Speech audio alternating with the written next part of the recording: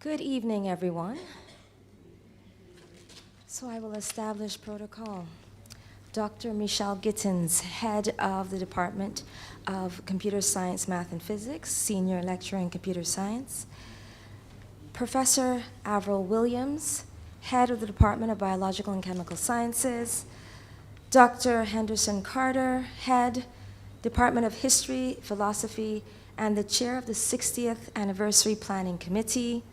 Miss Kelly Connolly, or Johnally? Johnally, I do apologize. I had notes and I didn't see the name, so forgive me. Head of Advertising, Nation Publishing Company. Miss Paulette Jones, Miss Kelly Johnally, Business Development Manager, Nation Publishing Company. Miss Paulette Jones, Head of Advertising, Nation Publishing Company. Again, my mistakes. Dr. Shane Austin, Lecturer in Biochemistry, Faculty of Science and Technology. Members of senior management and staff at University of West Indies and the Nation Group. Miss Nicole Bailey, Director of Trading Program, Government Quest Global. Mr. Wahab Al-Mutadi, President of IEEE Canada. Representatives of I Am Girl Foundation and Investment Barbados. Student representatives, Faculty of Science and Technology Student Committee, specially invited guests, members of the media, ladies and gentlemen. Welcome to the 8th Legacy Lecture. It is my pleasure to be your mistress of ceremonies this evening. As you know that for the 60th anniversary, we have been having these lectures, and it is my pleasure to start the program by inviting Dr. Tara Innes to give the welcome remarks.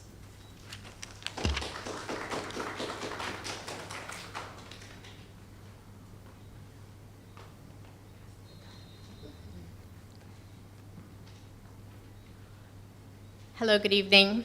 All protocol having been established, it is my very great pleasure to offer a warm welcome once again to all of you joining us this evening, either here in our presence or online, to the University of the West Indies 60th Anniversary Legacy Lecture Series in partnership with the Nation Publishing Company Limited and our other valued sponsors. This is the penultimate lecture in our series, and I'm very proud to say that we are once again exploring issues of gender and access within the university space with another lecture encompassing gender and technology with the topic women and technology. In fact, our series has now had the majority of its contributions come from women from all facets of academic life on campus, including 2 lectures now being delivered by women in the Faculty of Science and Technology. As the chair of the subcommittee that organized the academic program for this lecture series, I am very pleased that we have had such a high caliber of offerings from my fellow female academics. But I must say that I'm not surprised. My colleagues have explored aspects of culture, the development of SERMIs, or natural resource management, in Barbados and the Caribbean, themes of artificial intelligence, gender and disaster management, and the contributions even of the development of the law faculty. And now I very much look forward to the lecture being delivered tonight by Dr. Mechelle Gittens. In another lifetime, many moons ago, I once coordinated the course Science, Technology, and Medicine in Society for the Faculty of Science and Technology.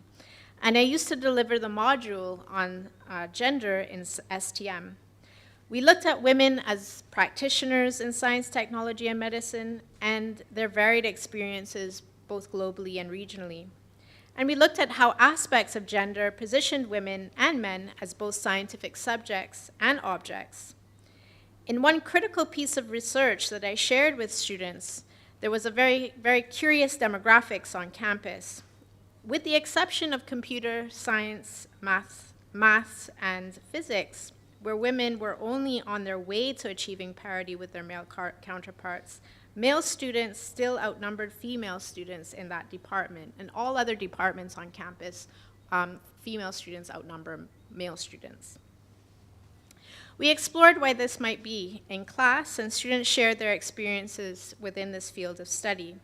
Were they reluctant pupils in maths and physics in the primary and secondary school systems? Were they being discouraged even though they expressed an interest in these subjects? I now look forward to learning if anything has really changed. As our lives become more technology dependent, are girls and women finding a place in building our digital world? I'm sure Dr. Gittens will help us to find out. So without any further ado, I now turn over to the main event and back to our chair and welcome you once again to the University of the West Indies Cave Hill campus.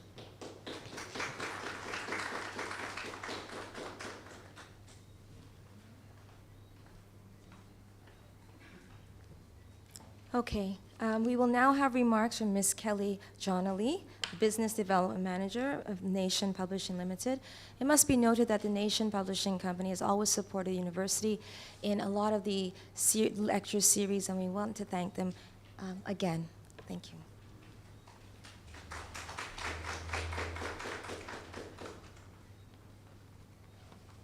Good evening, everyone. Protocols having been established. We had a little joke about that on the side.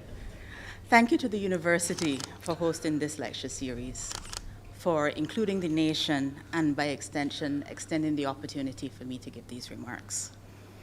New technology adoption and digitalization are at the core of the core drivers of transformation in the workplace at all levels. In every organization, we cannot avoid it. It is now at the heart of media and at the heart of the narrative about media.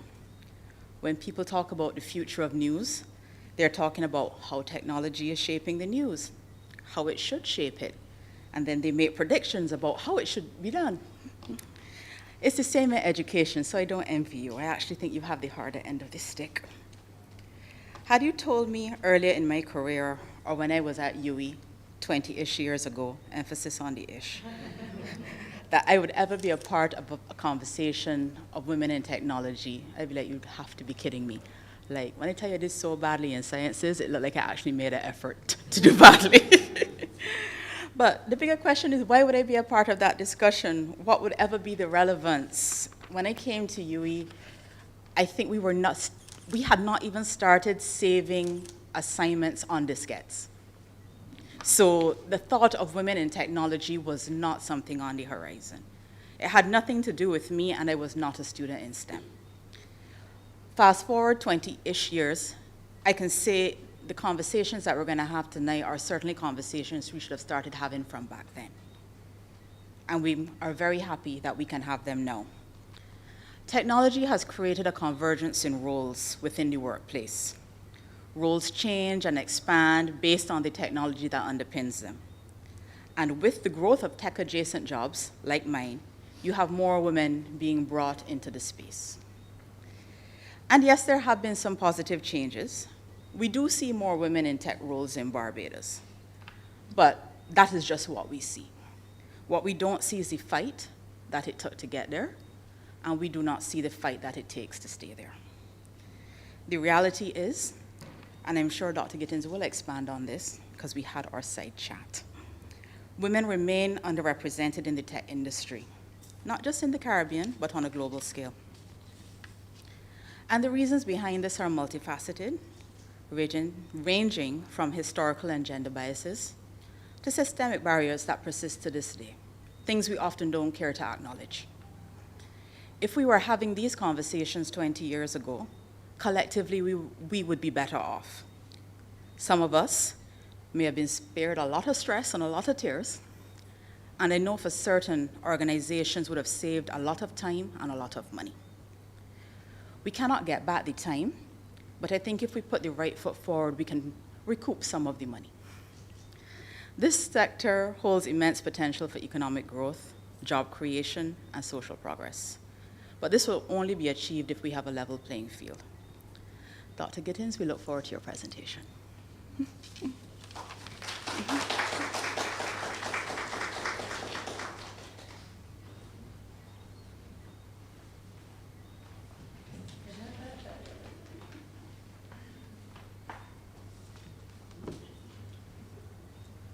I have the pleasure of introducing Dr. Mechelle Gittens. She's a fellow colleague in the Department of Computer, Math, and Physics. And meeting her when I first came, we were women who just kind of just said hi, passing by, and then we got to know each other. And it's been a pleasure working with you. So I look forward to this session. All right, so Dr. Mechelle Gittens obtained her BSc in Computer Science from the University of the West Indies, Cave Hill campus, right here. And then she moved on to Western University in Canada, where she obtained MSc and PhD degrees in computer science. She is a senior lecturer in computer science here at Cave Hill campus, University of West Indies. She's also the head of the Department of Computer Science, Math, Physics. And what you don't know is that she is the first female head that we have in computer science, math, and physics. She is the chair of the University of Cave Hill ICT Committee. She is a former adjunct research professor in computer science at Western University. She was also a lecturer at the University of Waterloo in Canada, and at the time she served as the campus representative for MentorNet, a portal for upcoming computer science female students and professionals to engage in mentoring. She recognizes that she stands on the shoulders of many, those who are diverse and individual, and those who are present and past. Her research and development topics include mobile applications for the management of non-communicable diseases and personal efficiency, including resource monitoring, systems for the distribution of health food to customers, IoT, and software quality. Her interests are expanding to software, testing for applications in gaming and AI. That's the new hot topic, and she's already in it. She has recently served on the organizing committee of the Institute of Electrical Electronic Engineers IEEE Gaming, Entertainment and Media International Conference for the offerings in Barbados in 2022 and again in 2023. She is a senior member of IEEE. Dr. Gittens has a patent in software quality with IBM and has published and spoken at several international forums and organized conferences, workshops, tutorials, including several at IBM and CASCON.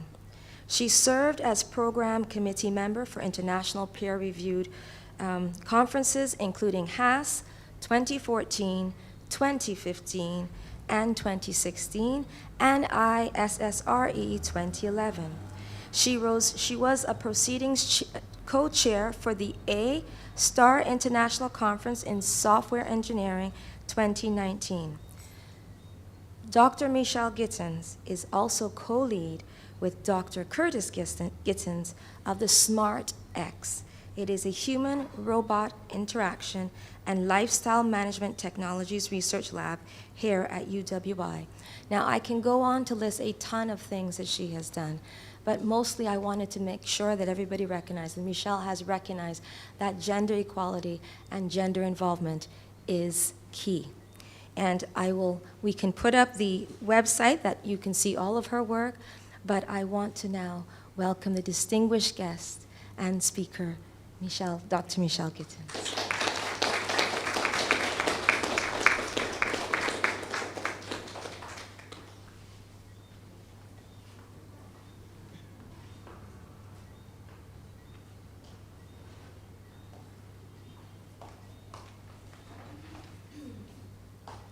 Hello, good evening, everybody. I want to say good evening to the audience that is sitting here, and I know that I have a lot of audience online as well, and I have to recognize them as well because I know a lot of them wanted to be here, But for various reasons, everybody has, lots of things going on. So I also want to say protocols having been established. um, I am really thankful for the long list of people who are here. And when I speak about standing on shoulders, those shoulders are sometimes yours. I see Professor Avril Williams sitting in the audience, and she is the first female head of biological and chemical sciences as well. And, many persons go before us to pave a way, and we learn lessons from them. So I have to acknowledge all of them who are sitting here. I also want to acknowledge my colleague from Canada, Professor Wahab Al-Mutadi, who is the president of IEEE Canada. And Wahab is here visiting with us for that conference you just heard about, GEM, which is going on right now. Everything is happening in November, starting today. And Wahab said he was going to come across and support, and I'm really thankful for that. And I see so many other faces, family as well. But I'm here to share a story with you. I don't spend as much time in the classroom as I normally would love to, because I really love to teach. And so standing before an audience is energizing. Sometimes you feel a little bit shaky, but at the same time you recognize that this is not about me, this is about so much more. So I hope to share with you today, and I hope that you will gain something from what I have to offer. Okay, so you see the title of my talk. And I know that you would have come out because you would have been motivated, not just to see me, but to hear about this. And I remember when I went to Canada and I heard many people talking about, having troubles and trials as females in our field. And I really could not understand it at the time because I was a student. And having come from the background that I come from, and having been to this university, I don't even know if I can say 20-ish, because I'm close to 30. The ish, I don't know. I have to square that or something. But yes, I graduated from Cave Hill in 1994. Next year will be 30 years. And having had the experiences I had here with so many good people back then, I did not feel out of place. But then when I step out, I really started to look around. And I realized what was going on, even here. It's just that I wasn't seeing it before. So I want to ask you a couple questions. All right, I'm going to ask you to name some of the leaders that you know about in computer science, in computing. Just give me some names. Bill Gates. That's the first one that comes off everybody's tongue. What's his company? Microsoft. He's not there anymore, but that's his company. Anybody else? Questrade. What's that? Yes, Freed. Who did you say? Sam Altman, yes. OpenAI, very current, very current. So many wows over the last week, all controversial. Okay, yes. Anybody else? More names, more names. Steve Jobs, yes, and everybody knows that Steve Jobs is the founder or one of the founders of Apple, yes. And there's so many names that we come up with, but if I were to ask you to name a woman, you would probably be lost for words, right? And it's not that there aren't women, but in a lot of cases, we don't know them. And they're just not enough, and that's why you don't know them. So we need to do something about that. Now, I have to throw in some of this stuff to let you know exactly what it is we do in computer science.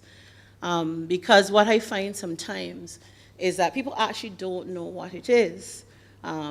You have IT, you have computer science, you have computing, you have computer engineering. There's so many different terms, and often we don't know. They're all related. Computer engineering tends to focus more on the hardware side of things.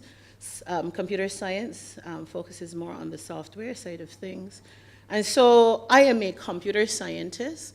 Don't ask me to fix the hardware part of your computer. I could do it. Give me a manual and I can do it. I change out parts and stuff like that. But I'd probably send you to this gentleman here who's trying to blend into the scenery.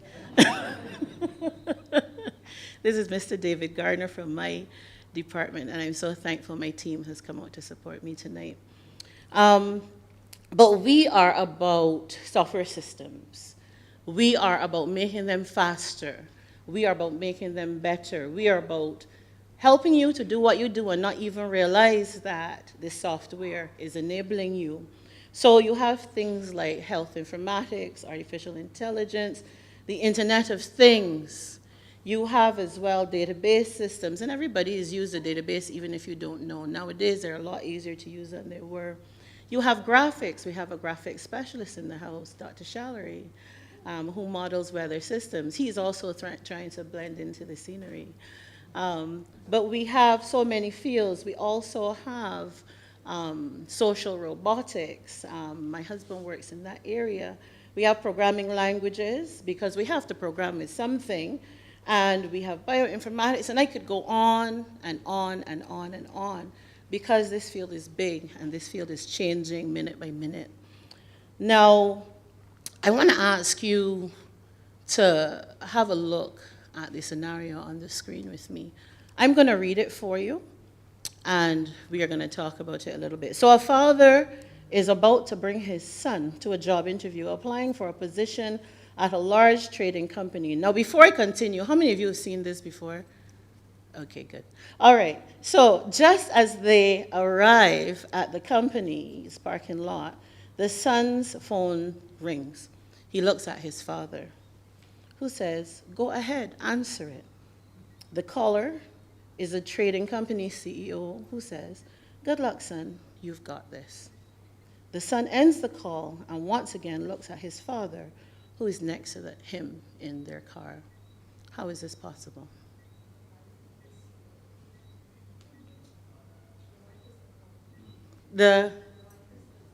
Yes, I feel like you've seen this, Thea.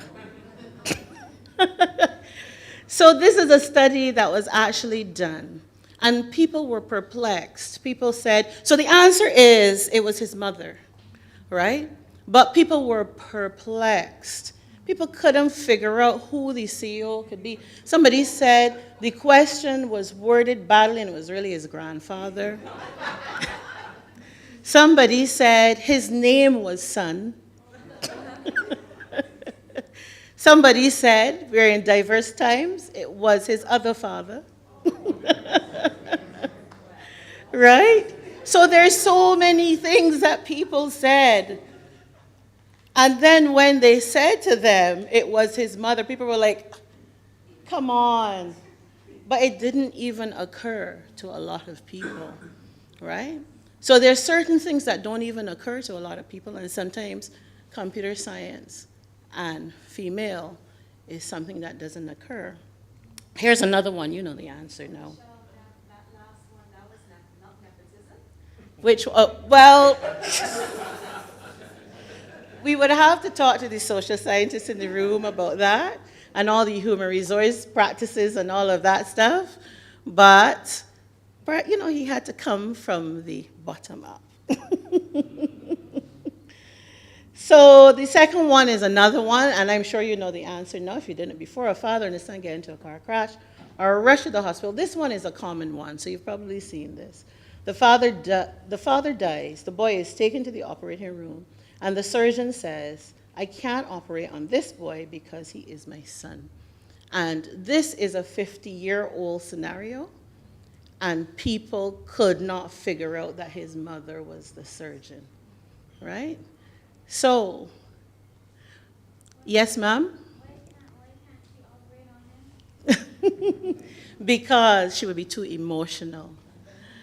So, thank you for the question. So, we recognize that there are many things we have to consider as we talk about this whole elusive target. And we're going to get into this, but I wanted to kind of get you thinking. And for those of you who didn't get it the first time, that's our secret. Don't worry about it.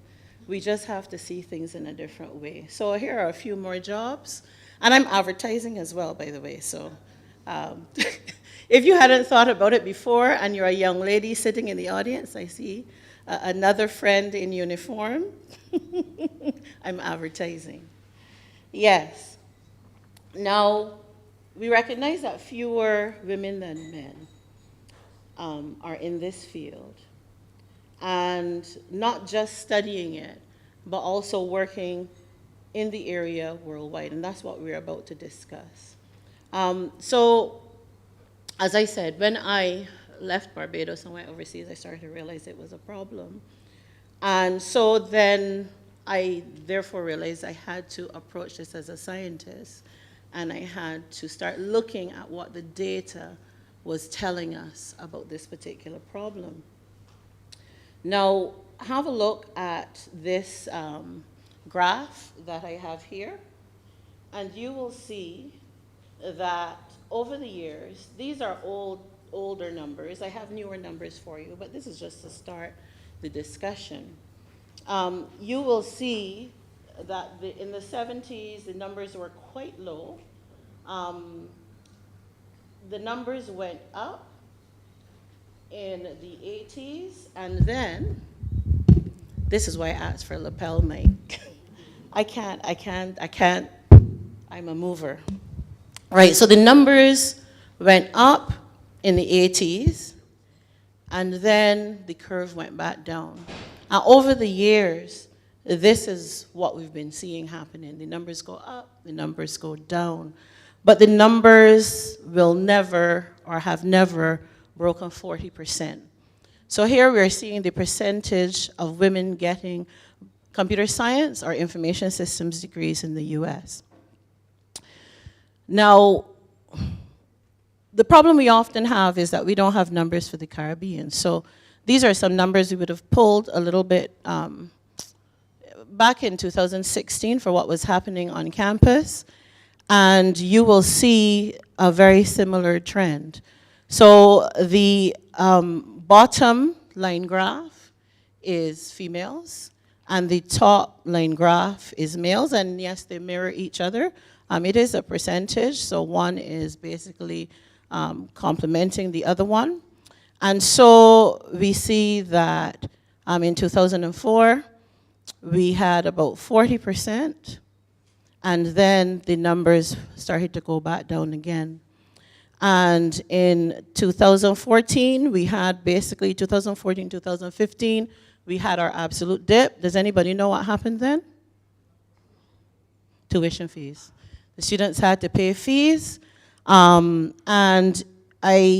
for women, that impacted them, I think, because you can see with the men, it wasn't at the peak there, but yes, it affected the women more. And I actually saw that in my classroom. I think it was because people were helping at home and they really couldn't afford to pay their fees.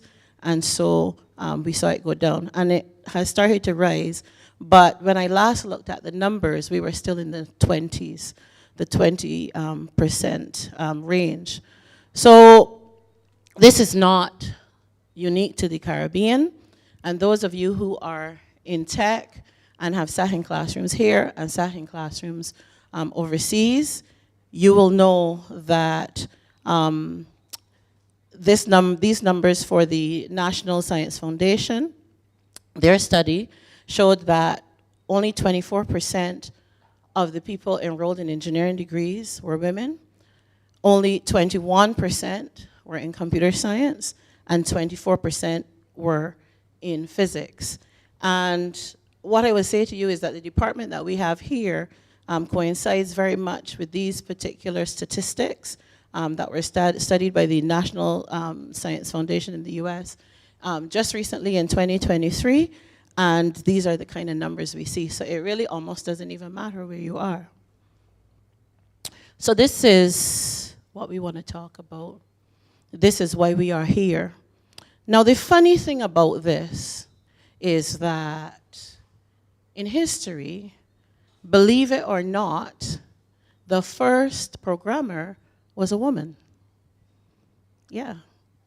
And her name was Ada Lovelace. Yes. So she was the daughter of, does anybody know? She was the daughter of a poet. His name was Lord Byron. And she knew a gentleman by the name of Charles Babbage, and he built a very large machine to program, and she was the first person to design a program for it. And women have been working in computing since then. We see Admiral Grace Hopper here from the US Army. She is very well known, and actually there's a whole organization around Grace Hopper trying to grow the number of women in computer science. And we saw, I don't know, I know a few of you may have parents who may have pictures of the old machines, for example, in Light and Power, that took up whole rooms like this. And it was the women who were working there because women went into data processing. And they were the ones that were doing the programming for the batch jobs that had to be carried to those machines in a big box. And they would feed them in, and that was how the programming was done at the time. So it's not that women never did it. It's not that women couldn't do it, but it's just that few of us do. And so, why is that?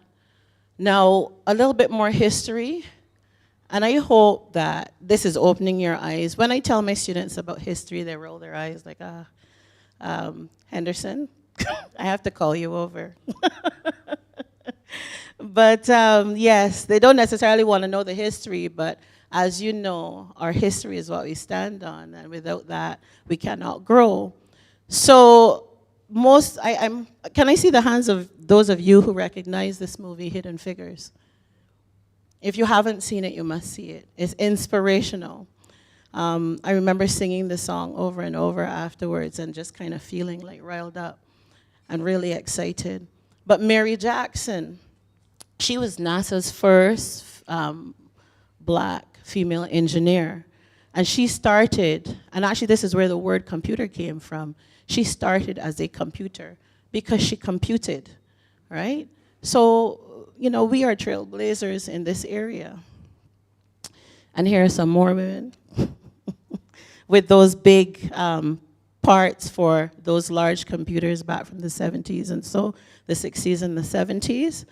And so we can do this, and so we need to ensure that more girls come into this. Now, I want to show, or I want to share a little bit of my own story with you, because I will tell you that I came to the University of the West Indies in 1991 and did my whole degree, and I did not have a computer at home. I lived in what we call the Roy Marshall complex. That was, the new lab was in there. We used to call it the new VAX lab. There was a big mainframe in there, and I would spend lots and lots of time. I would come down in the morning with my mom, who was going to work for 7 o'clock at QEH, and then I would come over here. I would spend the whole day in here. I would take the car back to her. I would come back, and I would be in there till 11, right? And I was determined to do that. And at the time, in retrospect, I realized that there were not that many of us as females at that time. So I was one in a low proportion of women in that BSc program. And then I went on to University of Western Ontario in Canada, and I got my MPhil in 1997. Why do these numbers make me feel so old? But anyway, I can't say ish. Oh dear. I am thankful for the years. That's the truth. And I got my PhD in 2004. Next year will be 20 years. Wow. And the numbers were shrinking and shrinking and shrinking. And I want to tell you that if you think that I was one of a few women, I was, in terms of being a black woman, that was a non-existent percentage, right? So all of these things here, anomalous, anomalous, anomalous, anomalous. And you see it, you recognize it. If you were oblivious before, which I am not kind of person that's generally oblivious. People are telling me things are going on. Like I heard that this was in the paper yesterday. I really should have known, but I am oblivious. Because I have my head down and I'm working, right? And I'm just generally busy. But I couldn't be oblivious anymore. I recognized that something was wrong and that we need to do something about it. Now, I also want to tell you the more of my story, because sometimes I want to say, Thea read, I think I was making her tired with that. I'm sorry, Thea. They ask you to send a bio, and you write down what you have to write down, but then you hear it, and you're like, oh, why did I send all of that? But you hear all of that stuff, but there's a story behind it, right? And you don't start where you end up, and I still haven't ended up yet. I'm the daughter of a nurse and the daughter of an electrician who's sitting in the audience. And I'm also a proud product of plantation families. My family is from St. George and St. John. And these are big families. Each of my grandparents worked on a plantation. One of my grandmothers was a butler. Yes, she was a butler. When I say that, people say, you sure she was a butler? Yes, she was a butler. And the other one was a cook, right? We are the Herewoods and the Williamses, right? And we are big families. The siblings to my parents, they are 8 or 9. There are quite a few. Back then, that was normal. Everybody had a lot of children. That was their wealth, you know? And so the foundation is that each one of those families had a certain pride, and they worked hard, right? And one side, which is my dad's side, said girls and boys, but this is what I observed. They might tell me something different, but when I came along, this is what I saw. Girls and boys can do anything they set their minds to. That is what I was seeing in their house, because my grandmother worked, right? She didn't work outside of the home, because she did that butler work. There's a long story there. She was good at math. She said they weren't paying her properly, and she went home. They were supposed to pay her more, and she said, none of that. She went home. So she worked out of her home. And I saw a family that said, we will support you, and all of you can do what you set your minds to. So from this came women and men, who are my aunts, my uncles, my dad, and an infrastructure where a family could rise, right? So those are messages that I was getting, even if they weren't said to me. Now the other side, my mother's side, slightly different. So hard workers, but a woman has her place. Girls are supposed to do certain things. They will be treated well, but they're supposed to do certain things. And from that came my mother, who said, And she said, so my father's name is Victor Harewood, and my mother's name, she's passed now, Jessica Undine Williams, that's her first name, Harewood. And so she rose to become a senior sister at QEH. And you could not tell my mother she could not do something. Even as she got older, you could not tell my mother she could not do something. Her mantra was, perseverance seldom fails. And she worked hard to build a foundation for my brother and myself. So she built toughness, right? Resilience, perseverance. And there's a reason why I'm telling you these things, because these are important things that we have to have, important characteristics. With my dad, he's an entrepreneur. So, girls can run with their dad and go anywhere. You can go into the cane field, you can go on the job, you can see the engines being fixed, you can say, Daddy, what is that? Right? All of that is my background. Now, a couple days ago, if I was telling you that story, I might have had to stop and take a few more breaths, because it is really my foundation, and it does cause some emotion. And remember, there's a reason why I'm telling you this story. So now, I am the wife of a single-minded and supportive husband. I'm telling you these things for a reason. Not so that you can pass Curtis on campus and give him a big up. You should do that, though. Anyway, and he's a computer scientist himself, right? I've known him for a long time. We're not going to go into the issue of that, because my children can calculate. They're already doing it. Let's just say I've known him for a long time, right? So focused and understanding again that women can do anything, right? I'm the mother of 2 girls who are here this evening.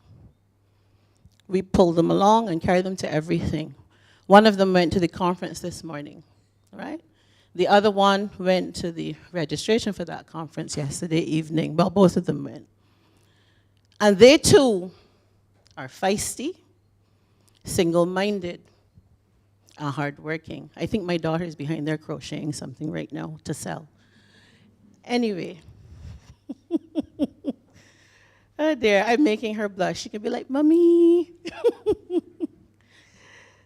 Right. So all of this has made me into a citizen of Barbados and the Caribbean and the world who does not take for granted the pride that makes no wanton boast of what we have withstood. This is a serious thing. And so whether or not I am female or whether or not I am male, I will contribute, right? And this is something we all need to remember as females and also as those who surround the females. I may have been anomalous, unique, whatever. And for me, perseverance seldom fails, right? I'm oblivious.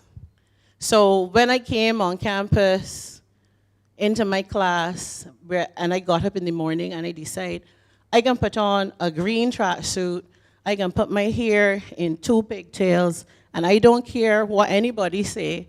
And I go into the front of the class and asking the most questions because I don't care. That's me. It's no deterrent for me, right? That's my upbringing. But it is a deterrent for others, right? I want to stop to acknowledge somebody else who's here. This lady here was my hairdresser from the time I was down here. And she came out to support me tonight. You believe that? I call her Jackie Batson, but she has another name too. It's Juliet Batson. That's the Bajan sweet name. Yes, ma'am. So the harsh truth is that women and certain minorities, thank you for coming, women and certain minorities in CS are rare, right? It's been documented and documented. I'm not going to go into all of that. Minority women, the numbers are small as well. You can see here again.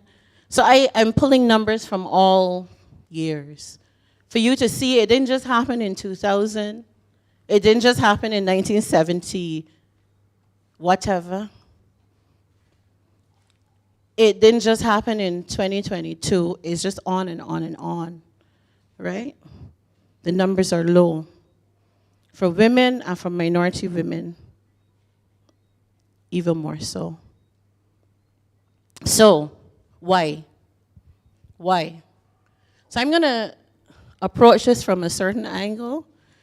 And honestly, when I started off with this presentation, you would have been mad at me at the end because we would have been sleeping here tonight. But I can't do that to you all, so I'll try to go through it as fast as I can, focusing on a particular thing or a few particular things.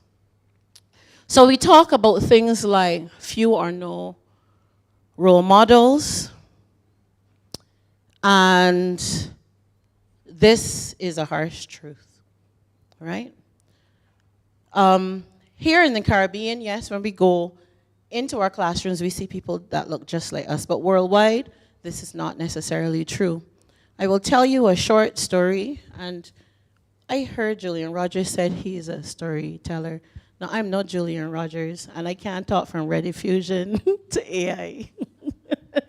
But I have my stories to tell too. And there's a story of a woman who walked into a university library. She was on staff, and she went to borrow some books. She carefully picked out her books because she had some work to do, and she is oblivious. So she walked to the counter to borrow her books. Everybody else going to the counter to borrow their books. And when she gets there, she is told, you have to get a letter from your head of department. And she said, are you sure?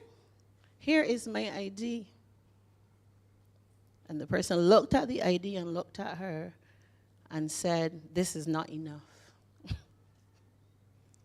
And she said, are you sure? She was a bit shaken because that was weird. And so she said, go and call your supervisor. The supervisor came.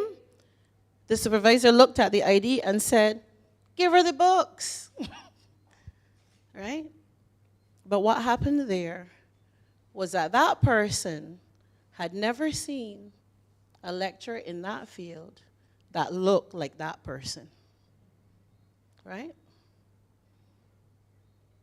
So this is a testament itself to not having mirrors if you're outside of the Caribbean, where, you know, we have a majority of people that look like us. And so you can imagine how students tend to feel. Now, the study I did was based on my two experiences. And so I did a study in the Caribbean and in Canada.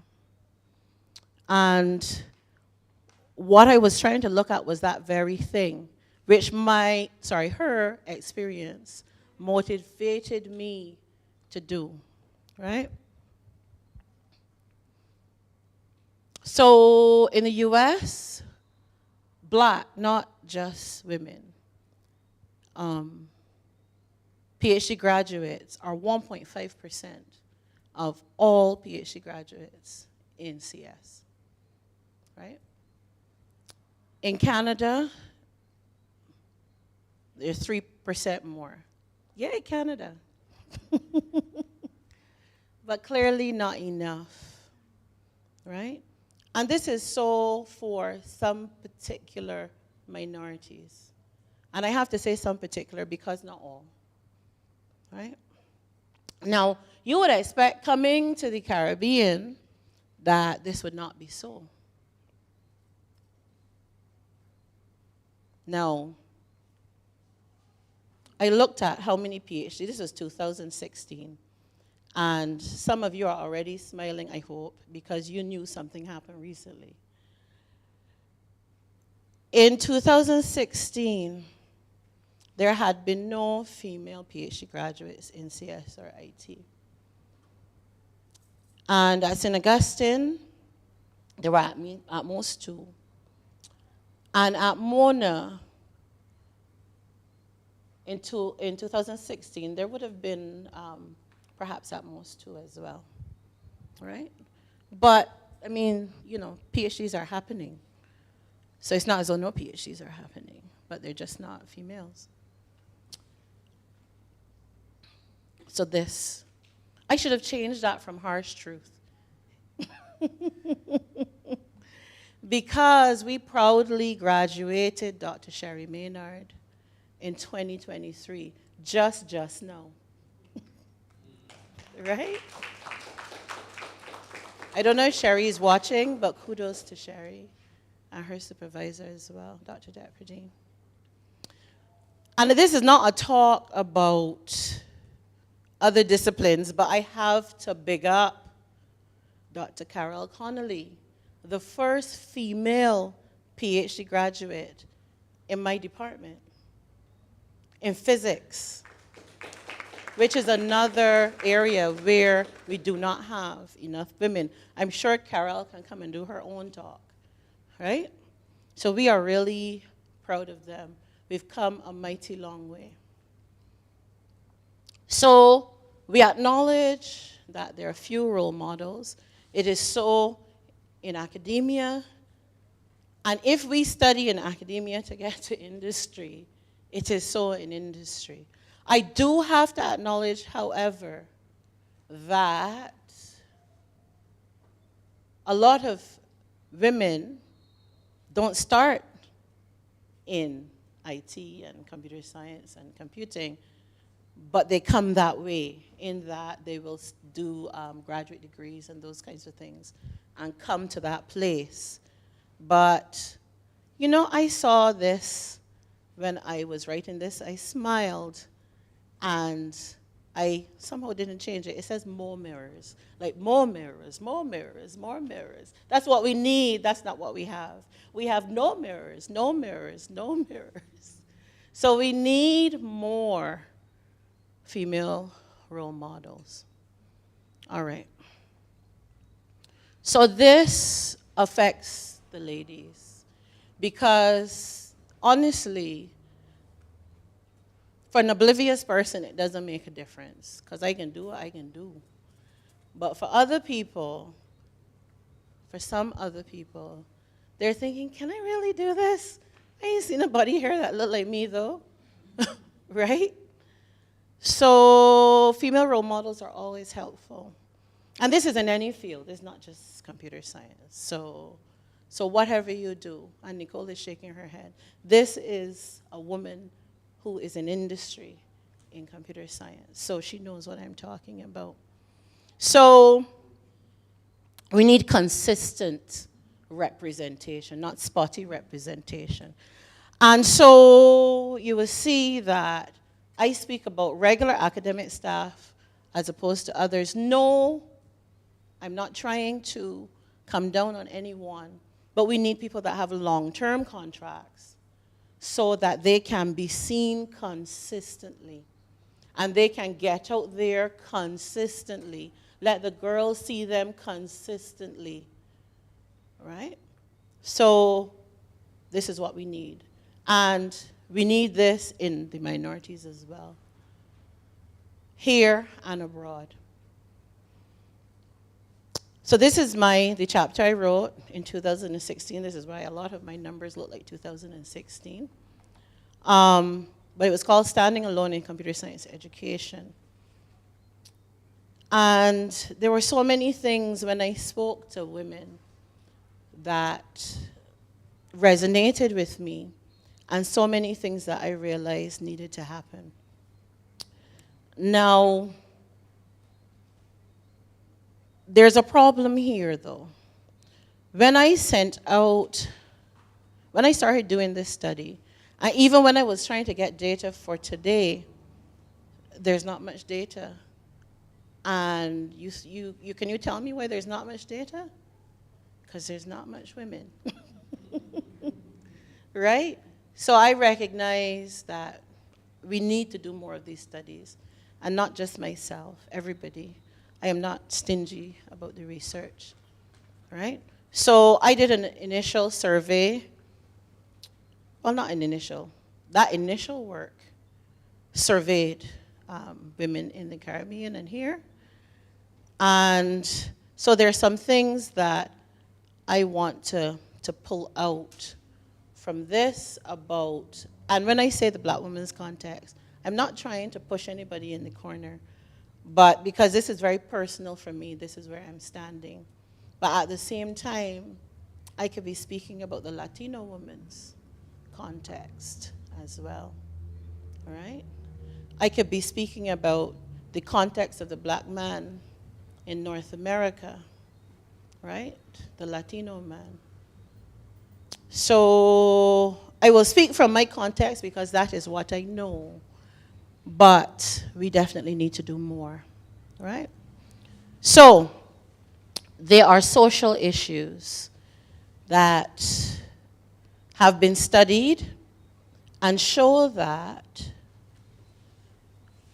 the stereotype is very much there. Steve Jobs, Mark Zuckerberg, everybody else that you guys mentioned, those are who people see as computer science and IT and so on.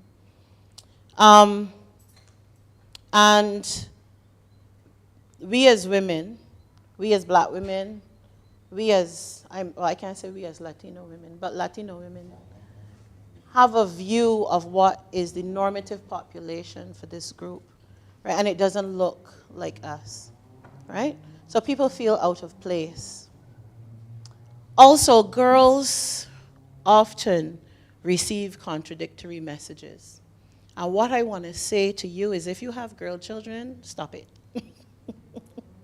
Right? And if you don't do it, that's good. And tell somebody else to stop it. I had a student, a guy, and he didn't mean anything bad. But he looked at me, he said, "Mom, why you want to do this? Why do you want to do this?" And I said, "Because I love it." And he was so puzzled, right?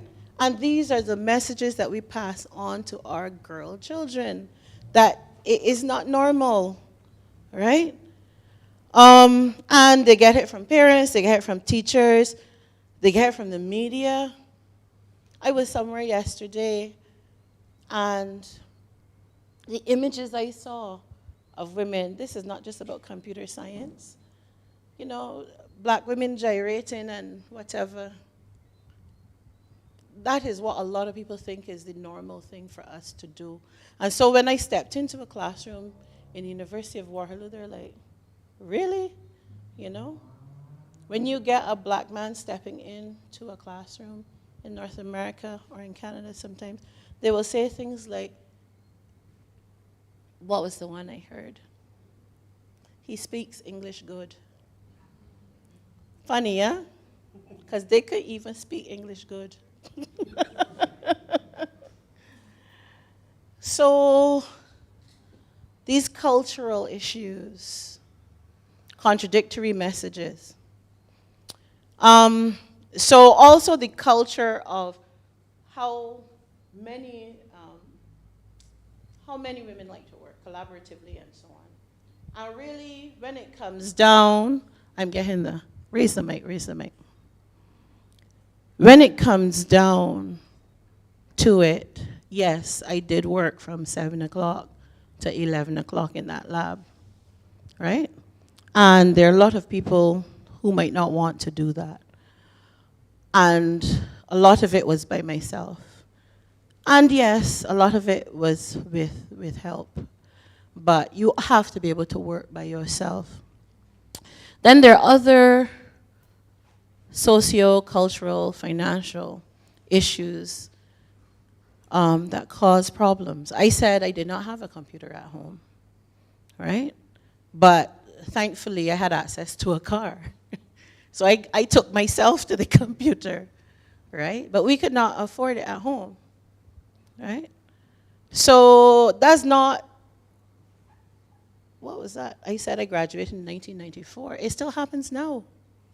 We have students in our classes who cannot afford computers at home. Male and female, by the way, right? So when you see Bill Gates looking like he did it all himself, and his mother was an engineer, and his dad, no, they had means, right? These things don't just happen. So when we look upon ourselves and think we can't do, look at what is really going on, right? So infrastructure is very important, financial and otherwise. Now, as I said, one would think that the numbers you would see between Canada and here would be different, but they are not. So we get fright and we get flight.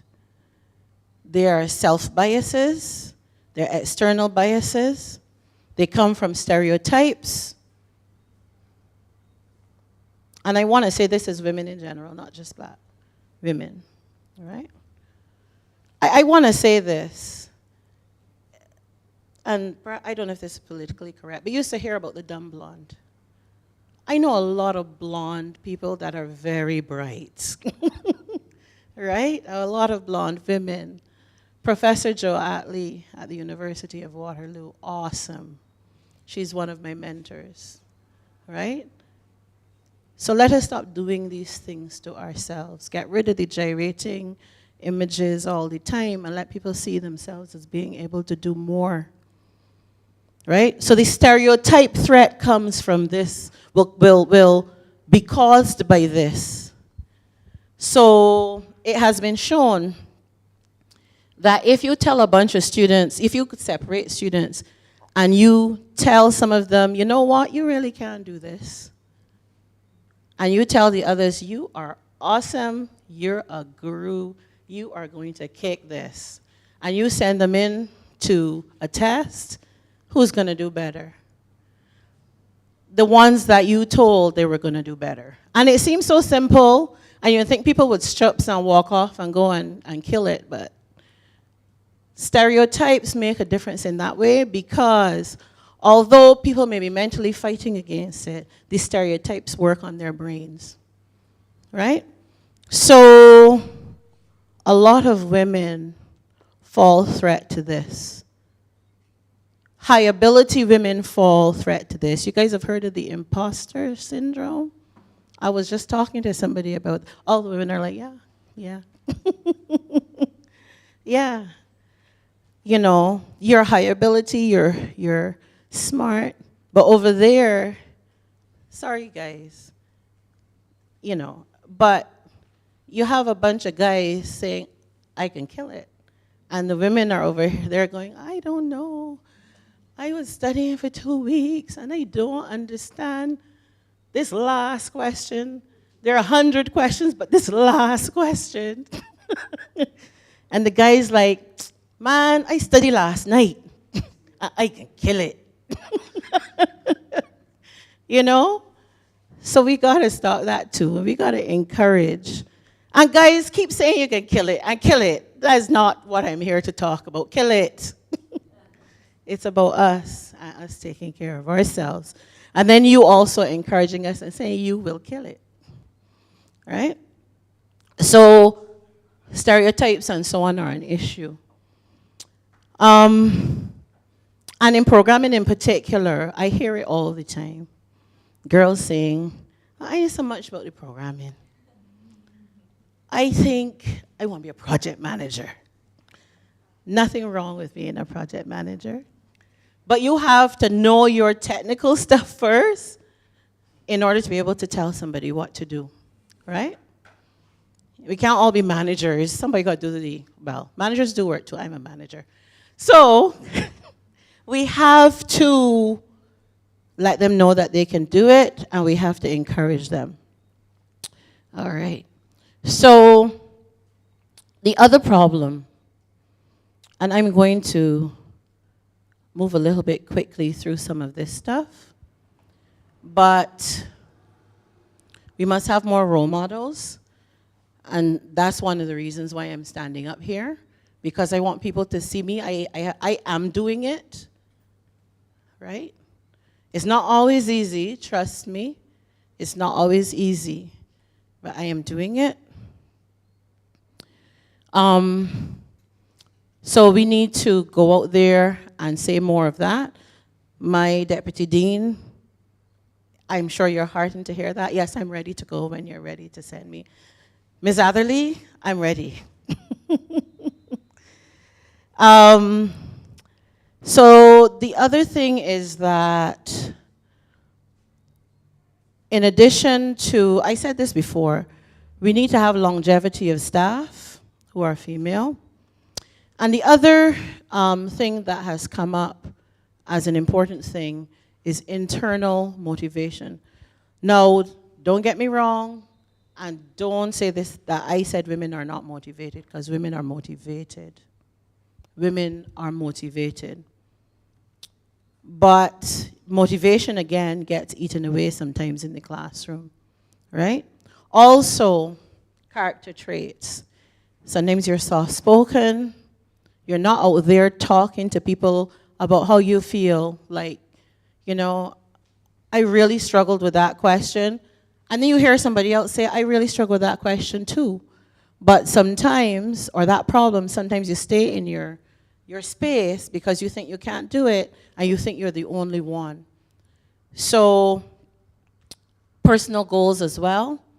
And you know that, again, I remember, and I keep talking about going to Canada. It's not because a lot of these things necessarily had to do anything with Canada, but it was just the time of life I went. I left here at 21? Yeah, 21.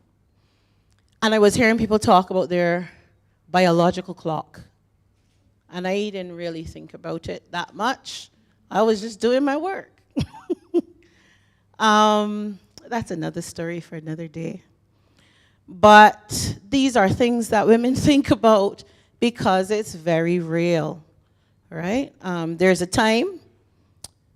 And so those personal goals influence what women want to do. So that motivation, when you're thinking about, and I found out later that not just girls or not just women, but men too come to university sometimes expecting that, you know, they will make relationships.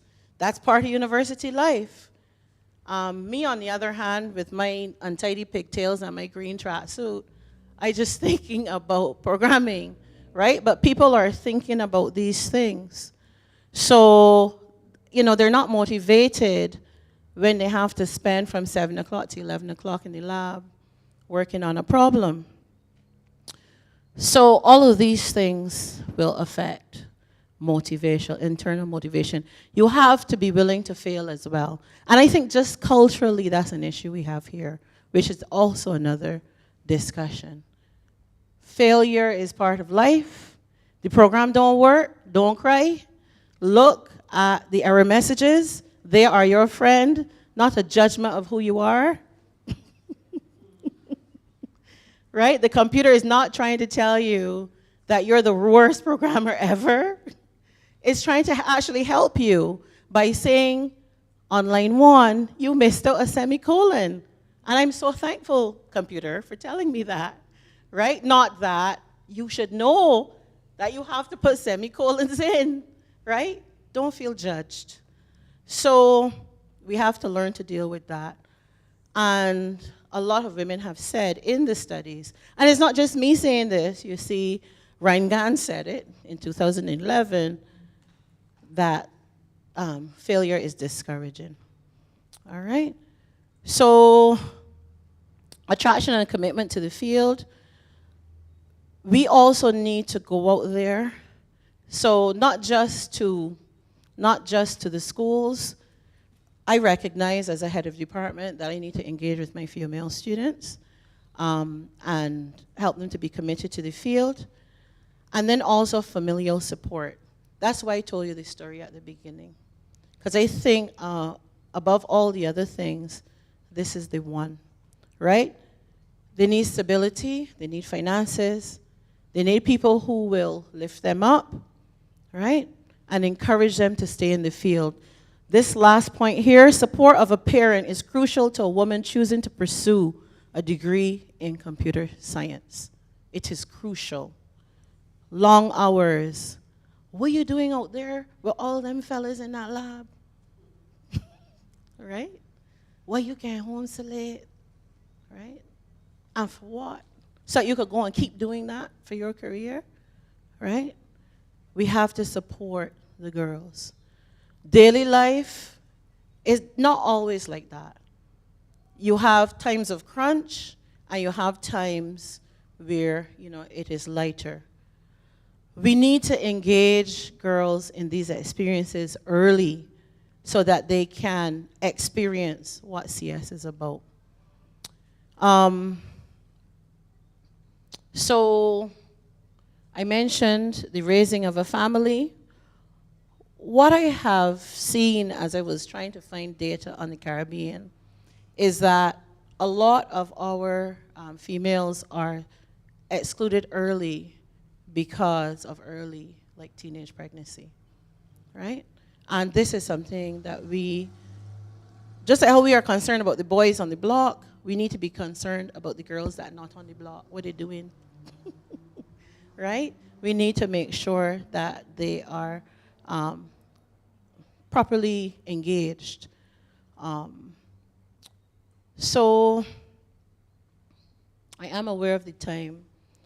So I want to just say that support is very important, not just to the starting of the field, but to longevity in the field. And I'm not just talking about going to PhD, I'm talking about from bachelor's into the work world, even if you don't do anything else, and actually sticking it out. And one thing I would say is that I recognize that because without that support, a lot of the time you have to spend doing your work is time that you have to take away from something else, so you need support. So we really must not allow our females to be afraid of this area.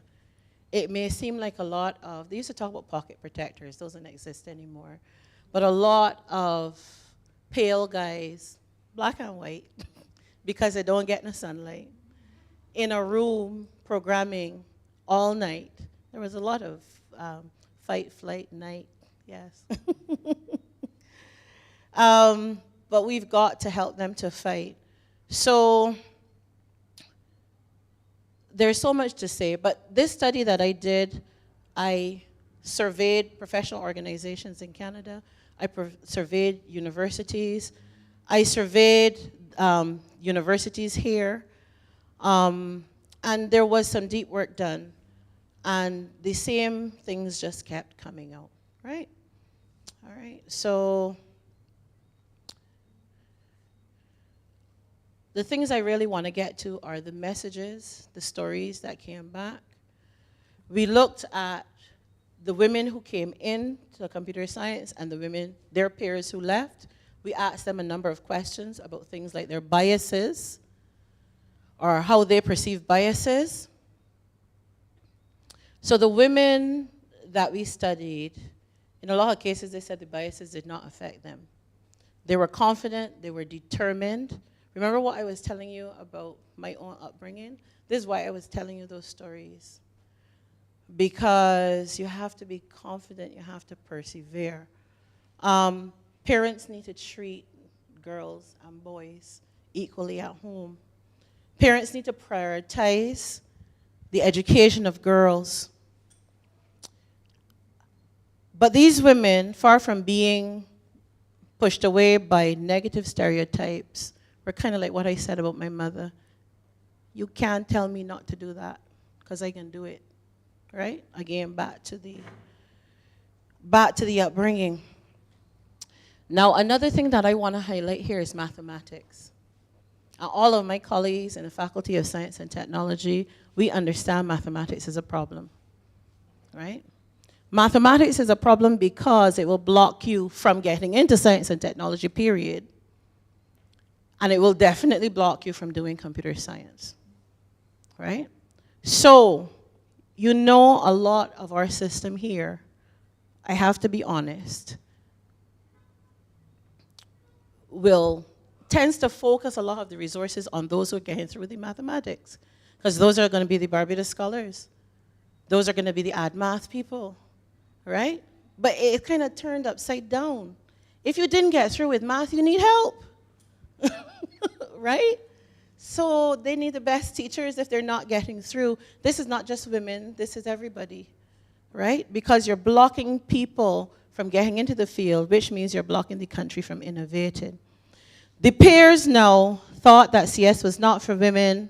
They believed that the field was just for males. They felt aware of this is in Canada, they felt aware of their ethnicities in the classroom because they were standing out. They believed it was too difficult, right?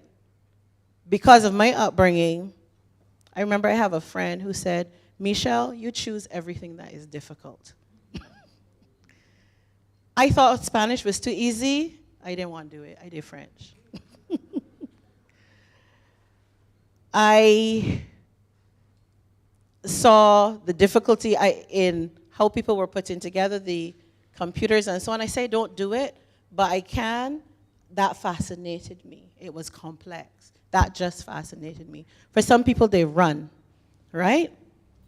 So again, think of these things. And the reasons why we need to do this is because they're great opportunities. But the peers will say to you things like, you're in a dark room programming, I don't want to do it. It's daunting, I don't want to do it. It's time consuming, I don't want to do it. They're great opportunities, but because of everything else, I don't want to do it. It's overly difficult. I don't agree with them on the it's boring. I think it's exciting. If you think it's boring, don't do it. That's full stop. So, in terms of their experiences in education, this is another thing we asked about. They felt that their teachers made the difference. And I'm going to highlight that in all these things here. So I myself take that as a responsibility. And then I have to pass that on to other teachers that are earlier in the system. I have a few things here. There's a parent who said that, a lady who said that her dad had 3 girls. And she's from Africa. And the neighborhood thought that was a disgrace. No boys. By the way, people always ask me, so when you gonna get the boy? I ain't getting the boy. I good. My husband good, I good, we good. So they kept saying to them, when you can get the boy? And they didn't get the boy, and they said, you know what, we done at 3. And each one of those girls thrived because, I think it was because of what people were saying. So for her, that pushed her on in computer science. Another person said she had some negative experiences. A teacher slapped her because he didn't understand the math problem. She got it out, and he was embarrassed, and he slapped her in her face. But that, again, was like, who tell you to do that, you know? So she really pushed forward. So in a lot of these cases, I heard stories of people who were just determined, had familial support, and so on. For the women who didn't do it, again, they said that math was a hindrance. So we recognize we have a problem. People were influenced by what they saw in the field, as I said, in terms of what the people looked like. But for the women, it wasn't an issue. For the peers, it was an issue. So some people just, people are different. The women who went into computer science wanted to reach great heights, and they already knew what they wanted to do. They fell in love with CS because they were exposed early, whereas a lot of the peers had no exposure to CS, right? So a lot of the characteristics that you see with young ladies who want to go into this field is that they have a self-described strong personality. And if you see something up there, by the way, that I kind of move forward quickly through, and you want to ask me afterwards, you can. Self-described strong personality, meticulous, inquisitive, affinity for logic. Yes, the computer science mind is very logical. Perfectionist, they're driven, they enjoy challenges, independent workers, problem solvers, aspiration to achievement, and so on, right? So a lot of their peers weren't really interested on going on these unusual paths. The other thing that helps is professional organizations. And what I would say is that it doesn't necessarily have to be a female professional organization. Just a professional organization in CS, which kind of brings you into the fold, that helps. We have to work on that in the Caribbean. There's some good people out there doing some good things, like Barcode. I'm going to give a shout out to Shannon. And they don't really care if you're a woman or a man. Come, let's code, we good, right? Okay. So let us understand that the familial supports are very important. We need those who are going to cheer for you. Everybody says this in Canada and the Caribbean, in the US too, this is not from my survey, but from the literature. And then they need to see the joy of programming, so we need to expose them early. I had my daughters programming from early. Probably got a bit tired of mommy right now, but they still are very much into tech. That's very important. And mathematics, make sure that they enjoy math as well. I know some people can't fathom what that really means, enjoy math. It is possible. If you find at school that your child is not getting through, they can't understand the teacher, find a resource for them. If it's auntie that knows a little bit, let her help. If you don't have the resources, if you have the resources, send the children to lessons. Just do it, right? Math is so important. So math and programming needs to be something they understand from an early age. And the truth is that it has been found that middle-class families are the ones that these women tend to spring from. It doesn't have to be upper middle class, but just so that there is some kind of base where they can feel free to not have to get a job immediately, and feel free to fail, and feel free to experiment. So if that is not there, if you see girls, and just children in general, because although I'm here talking about women because I'm a woman in CS, we need to support our children in the Caribbean to be in this field. And so if you see children who are failing, help them. And just do what you can in your church communities, in other things like the Optimists and those kinds of things. Because it has been found that the women who tend to stay are usually from some form of middle-class family. And the peers have been found to not have the resources. So, we want to make sure that there is no discrimination against women in the classroom. We don't want messages that tell them that women can't do math, and women can't do computer science, women can't do tech. Okay? It compounds other problems and also affects their confidence as well. We also have to expose them from early, okay? Their schools and their communities have to make a difference. We in the university have to make a difference.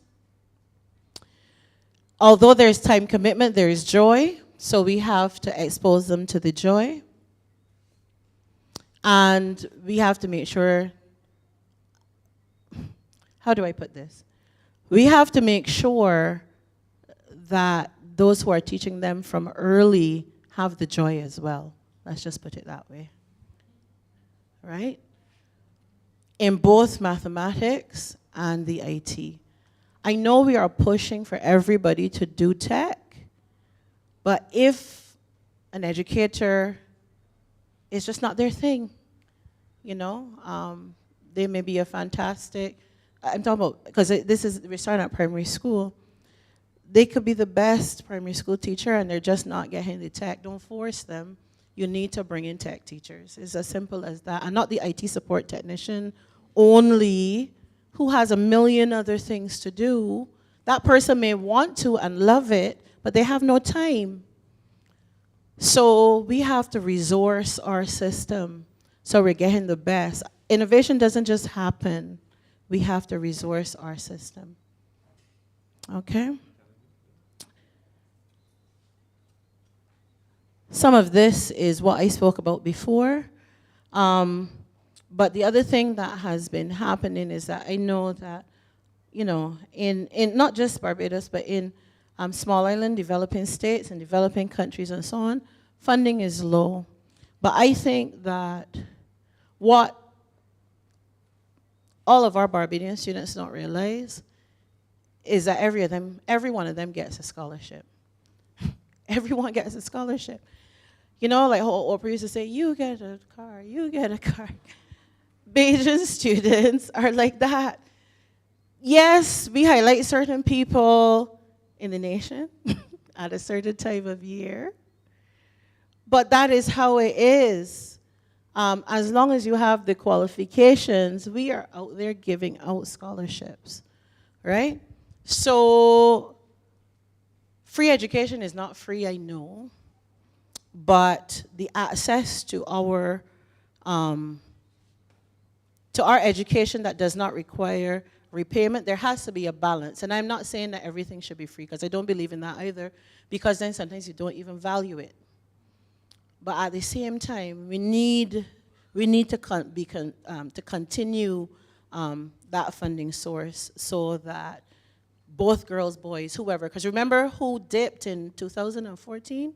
It was the women who dipped the most, right?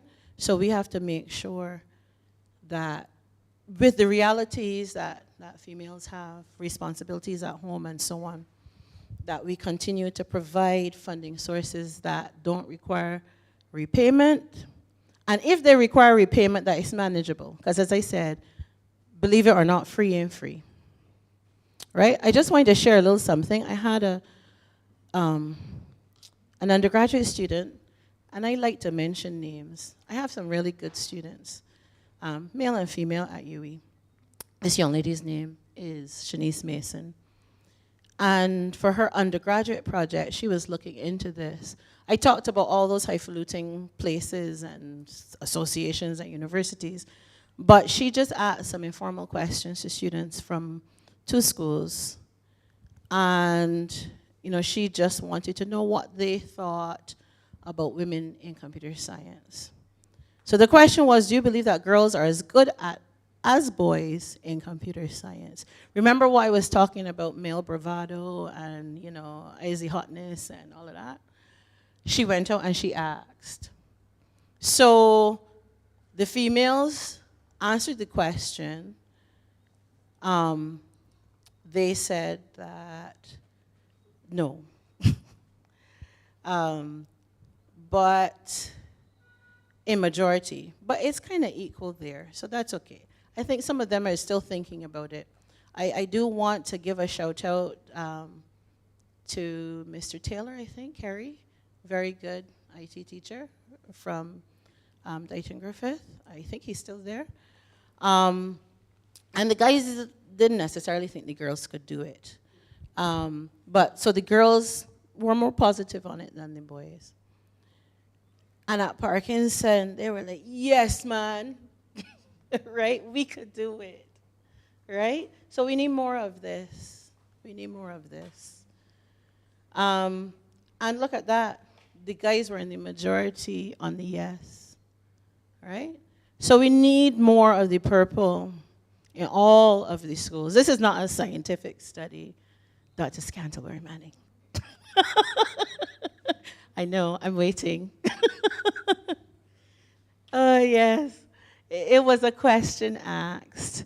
But we have some good teachers out there. And the students are believing in themselves.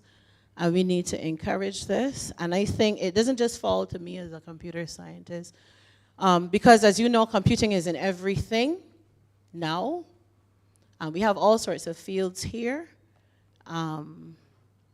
And it is in everything. So we need our girls to just survive in the world, to know that they can do it with the technical stuff. So we need school outreach. We need to utilize these groups like Sisters and Web Girls, Mentionette. The Association for Computing Machinery it's worldwide. They have pushes for this as well. We need to get our girls involved. The Grace Hopper Conference is one that, if possible, ladies should go to. That's after the Admiral. And we need to study it. I know I need to study it more, right? Because when we study it, we understand what those issues are, and then we can answer those issues, and then we can get an equal playing field. And I know sometimes when we give these talks, the men feel as though we're beating up on them, and that's not what we're doing at all. Because as I said, I have a dad that's supportive. I have a hubby that's supportive. The guys are out there. We have Dr. Shane here, who is our outreach deputy dean. And one day he came up to me and said, we've got to get out there and get to girls in ICT. And I said, Shane, I didn't know that this was one of your things. But, I mean, the guys recognize it as well.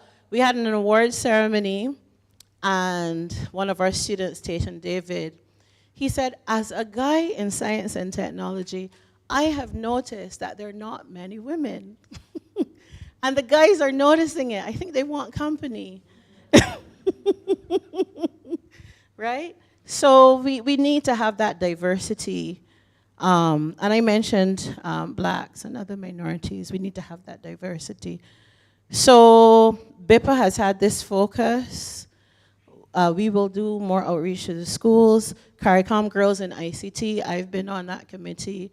The other Dr. Gittens has been on that committee. And if you want to be part of it, you see I've put my email here, because we need to get together and make it happen. So there's hope. We must support our girls, and we must believe in ourselves. That's a whole other talk, because as Caribbean people, Alan Emptage, you guys know him? Yeah, we can do this. We are smart people.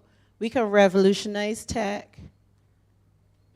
It's a whole thing. Girls, women, men, boys, we can do this. So let's climb. And I also want to say kudos to all of those who are fighting alongside me. No fright or flight, let's fight.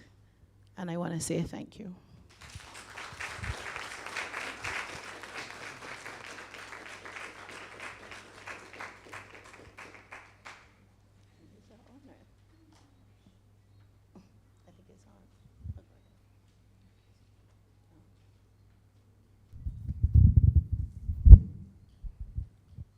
Thank you, Mechelle.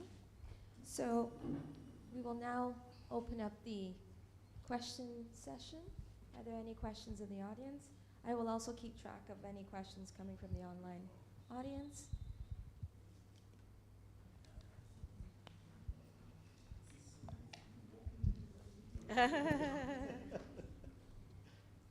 makes you wonder. Usually a man is the one who would open the car's door and go to the lady, and she's coming to me.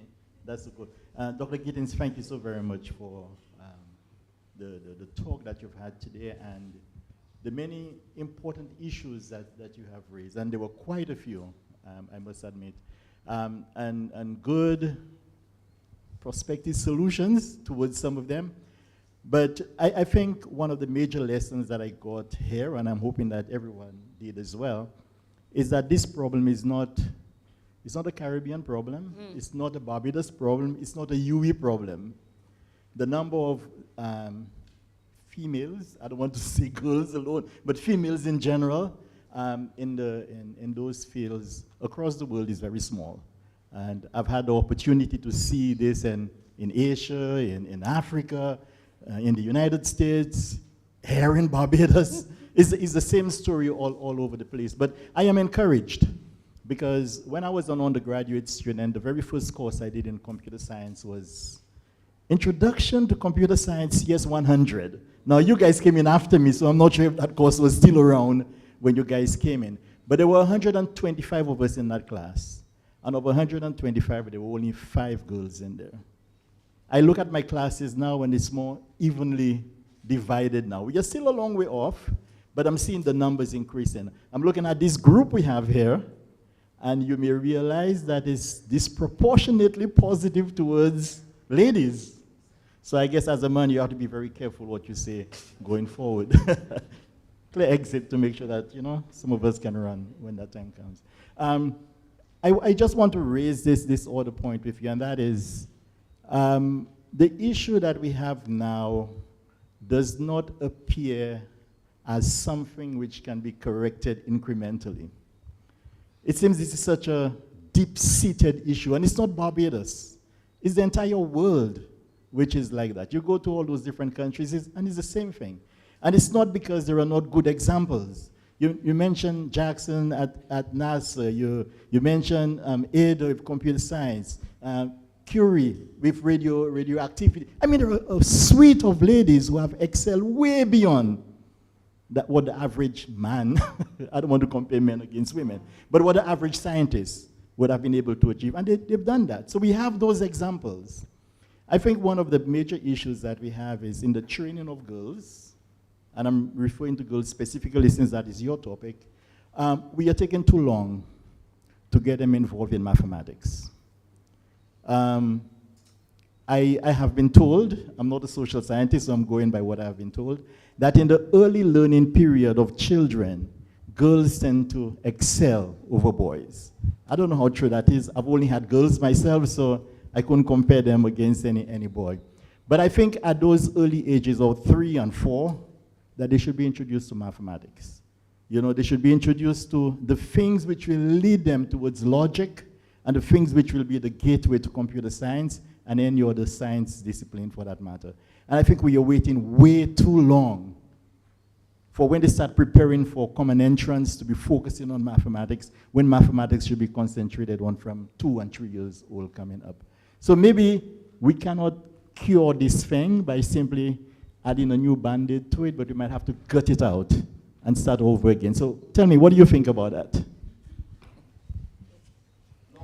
Long-winded question, but. You said it's long-winded, but I think you had something to say because of your own experience, so not long-winded at all. I think our approach to mathematics in general, not just a matter of timing, it may not be the correct one.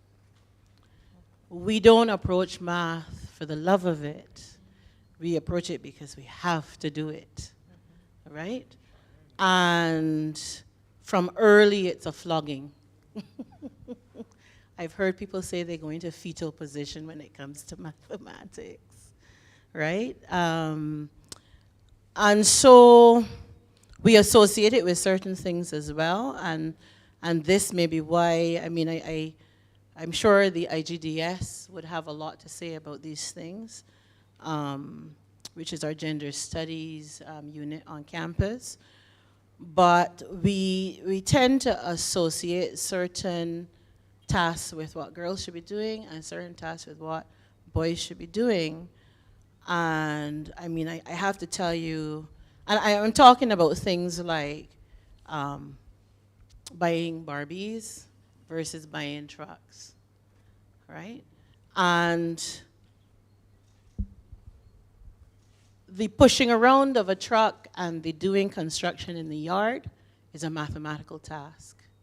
If you're building something, if you're putting up blocks and those kinds of things, you may not be doing calculus, but you have to do calculations, and there's logic there. So everybody needs to be exposed to those kinds of things, right? So the teaching is not so much for me an issue of the formal teaching, but it is in terms of exposing children to logic, the ability to see how calculations can occur. And some of these things, I mean, I knew I spoke about those things that we say are for some and not the others. But I remember when my children were at school, the teachers said, have them cooking with recipes. And everybody should be doing that because the chemist can tell you, well, you're a biologist, a biochemist. The chemist can tell you. She's both. Yes. The long and short is, yes. But it is chemistry, it is mathematics, it is creativity, it is all of these things. So I think that one is one about our philosophy of education and how we approach it. I think this is why the Montessori method works so nicely, because children learn from their experiences, right? So mathematics is one of those things that they will learn from their experiences within that environment. So I think we really do need to rethink it. I remember, I'm getting long-winded now, sorry. But I remember when my children, so I have a 10-year-old and a 13-year-old, and when, you know, the 10-year-old is clearly still in primary school, but when my first daughter was doing mathematics, I heard so many parents saying, oh my goodness, they changed the math. How could they do that to me? It was bad enough the first time, right? But they didn't really change the math. It's just that they're doing it differently. When you look at the numbers, the way the relationships are the same. Instead of putting something at the bottom, you put it at the top, right? And so we tend to do things a lot by rote, and that is not mathematics. So we need to get away from that earlier, teach them about problem solving. And I think what you're saying, Dr. Shallery, all that needs to be done from early, let them solve problems from early. All of it, well, I'll have to ask, this is probably you again, the way the brain works. In terms of all those connections that need to be made, we will make them very early in the brain. Any other questions from the audience? Can I ask you to take the mic here? It's a better situation. Thank you. Okay, good evening, everyone. Good evening. Okay, so I am currently doing a master's in e-governance for developing states, and I'm a regional student. And I relate with many of the things that Dr. Gittens would have said in her presentation regarding the biases and the things that women and females experience with respect to studying and being in the field of computer science. However, despite my field not being computer science, I have a particular interest in information technology right now because my research topic would be more of a multidimensional concept that has strong holds in information technology, computing, networking, and information systems for ICTs. And now I am considering studying something with respect to information technology, but I still have that fear I have a fear of maths in general, and I was so happy that I got a grade 2, so I didn't have to redo it when at CSEC. So I have a fear of maths, and how can I navigate moving from, because I would have done a bachelor's in communication studies, then I am doing e-governance. So now how can I navigate moving into information technology more so at a graduate level, coming from my background? Okay. Thank you. So this sounds like we need to make an appointment in my office. I agree. But I'll give you some advice. Okay, so there are many degrees out there. And I mentioned this earlier, that a lot of women do not start in tech, but by some other route, they come into tech. So you will find that there are MBAs in IT, there are analytics degrees. We also have an MSc in IT. There are many areas where if you have interest and some, you have to have some of the background, because as our dean will say, our deputy deans, and I will as well, we don't want to set you up to fail, right? We want to make you get success. We want to make you be successful and build your confidence as well. But sometimes it is also possible to do some undergraduate courses to shore up what you need in order to go into those masters. And this is not just our program. I've seen this in other places where there may be a diploma or a certificate you can take to fill in your necessary background, and then you can look into a master's program. So if it's something that you're interested in, I would be happy to sit down and have a conversation with you. And I know, depending on what you want to do, there are others as well who can share some of that advice as well. What is your name, if I may ask? Oh, Finidi Williams. Finidi? Yes. Okay, thank you. Finidi. Thank you So, very much. yes, my office is just over there. Okay, thank you. You will see me. Well, it's closed right now. Hi, good evening. Thanks for your lecture and your sharing your experience. I was wondering to what extent you're aware of this education transformation project that is being launched by the Ministry of Education. I went to one of the public discussions recently, and I was kind of struck to see that robotics and coding was actually included at every stage of the primary and secondary and pre-primary curriculum. And I thought that was great, but I was wondering, do we really have the resources in our schools, the kinds of, as you said, the passion that is going to allow, my daughter, for example, loves Roblox, has convinced me to download it for her. People love playing video games. They love doing apps. They love their phones. But to what extent are they really appreciating that there's a whole science and mathematics and coding, technology understanding behind that gets you the result, but there's a lot of effort there in behind the scenes, and that you need to be passionate about the behind the scenes in order to get the result, the value of the. So I was just wondering what your feeling is about how that's actually going to be translated into a so-called transformation of our education system. Because as you said, we can't call in the IT person to do that job. We have to have educators who are willing to go the next level with mathematics and robotics and coding education. Yep. Okay, so you might have seen my face change when you asked me that question, because I'm very serious about that. And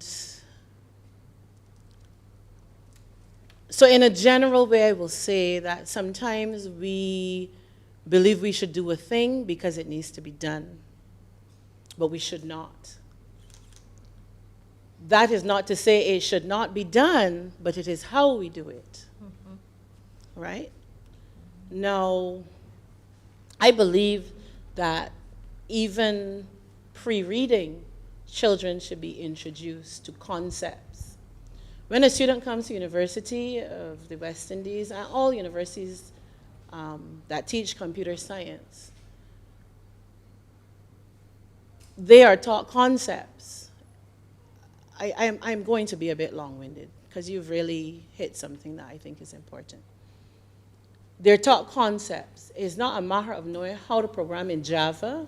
It's not a matter of knowing how to program in Python or whatever the new flavor is, right? All those are good languages, but computer science changes so fast. So concepts are important.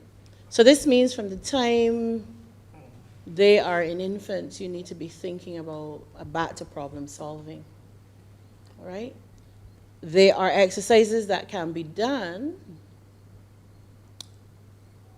on paper to say, I have to say that I have spent some time working with children as well, because I don't think that we caught on that we needed to do this early enough. And I see, so my children, before they could talk to me, could take my phone and do things I didn't know it could do. And I am a computer scientist, right? So I recognize that if we waste that talent and resource, and the fact that it's in their blood, that we are wasting time, right? Now, we need to think about what we are teaching children. Is it about Scratch? Is it about Minecraft? Is it about, again, a particular flavor? No, it's about problem solving. So if we start with that from the time they're very young, then we would start moving in the right direction. So this also means that in terms of the training of the teachers, back to mathematics and things related to it, there has to be an understanding of that, right? Okay, so you start in infants where you're teaching them problem solving. If I have to go from here to the airport, if I have to give you those instructions, what are the instructions? Are you going to say, go and catch the bypass bus and go across there and you will get to the airport? No, you have to have an algorithm. You have to give step by step. You have to understand the logic, the repeatability, and all of those kinds of things. These are the concepts that need to be started very early. Children need to understand, back to logic, back to that kind of problem-solving thinking, not by rote. Don't just do the problem because these are the steps that I know, and so I'm telling you how to go from A, B, C, and whatever. So from there, we need to move on to the actual implementation, right? So we have to understand what our contexts are in the Caribbean. We can spend a lot of money on a lot of things, but those things break down. And then will the children have them to have a continuity in terms of their education? So whenever we're doing this, as you said, Dr. Innes, we need to think about the resources that we actually have. And so perhaps things like Raspberry Pis and Arduino boards and those kinds of buildable technologies are where the children need to be going, right? Now, I don't have a problem with the integration of the coding and robotics. I know someone has said to me, but really, do all the children really need to do this? I mean, you know, they're not going to go into that. My daughter hates that. I don't want to. But the thing is, as I said, it underpins everything these days. So they need to have that understanding. But we really need to think about our context, where we are. We need to build. I keep talking about FUBU, for us, by us. Somebody is, who is that? That was P. Diddy? Mm-hmm.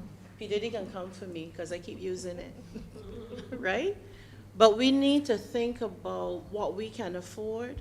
We need to design the solutions based on who we are here, and we need to make sure that we will have that consistency that will carry through right from the time they're infants, right to the time they get to us, right? So that they're building and building and building. Because I'll tell you what, once that child gets to reading and they can actually start coding,